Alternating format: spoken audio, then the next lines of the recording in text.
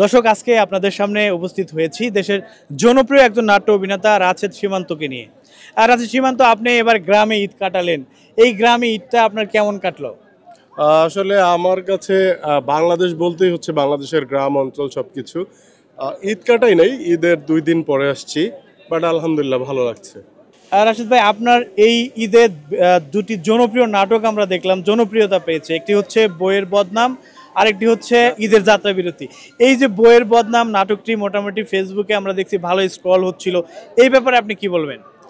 না, আসলে বইয়ের বদনামটা হচ্ছে একটি ধর্ষিতা মেয়ের গল্প। একজন ধর্ষিতা মেয়েকে একটি ছেলে বিয়ে করে এবং বিয়ে করলে সে কী ধরনের অবস্ট্রাগল ফেস করে, এই জাতীয় প্রবলেম নিয়ে এই নাটকটা। এবং এটা একটা সচেতনমূলক গল্প আমরা করেছি। আলহামদুলিল্লাহ ভালো রেসপন্স, দর্শক দেখছে, প্রায় 1 মিলিয়ন হয়ে যাওয়ার মতো অবস্থা।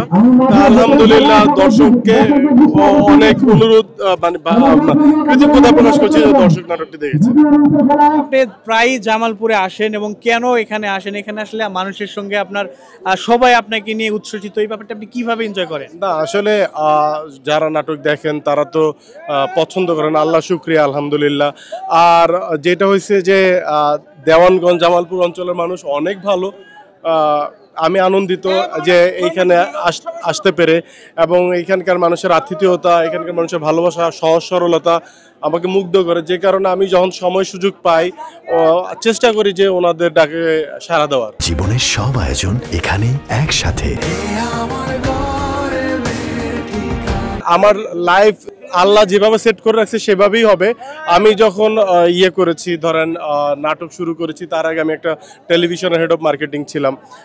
এরপরেরটা কি হবে সেটাও আল্লাহই ভালো জানে। সকল সিদ্ধান্তের মালিক আল্লাহ। সো আমি তাতে মনে প্রাণে বিশ্বাস করি, আল্লাহ ভালো জানে গন্তব্য আমার কি হবে। তবে আমি আমার চেষ্টাটা করে যাচ্ছি আর কি। আপনি কি নাট্যকারী হতে চেয়েছিলেন? মানে আপনি শুরুতে কি হতে চেয়েছিলেন? আমি শুরুতে থেকে এবং শেষ পর্যন্ত একজন ভালো মানুষ হতে চেয়েছি।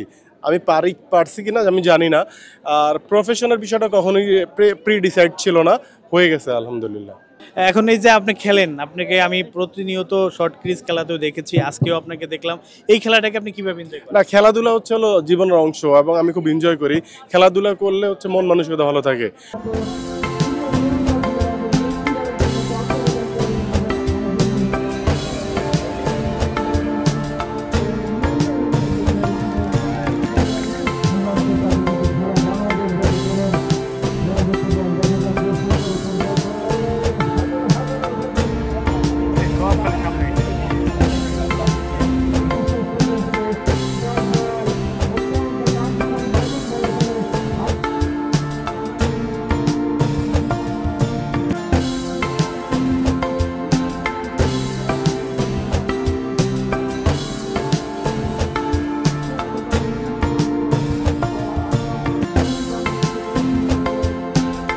হাতে রয়েছে 5টি বল,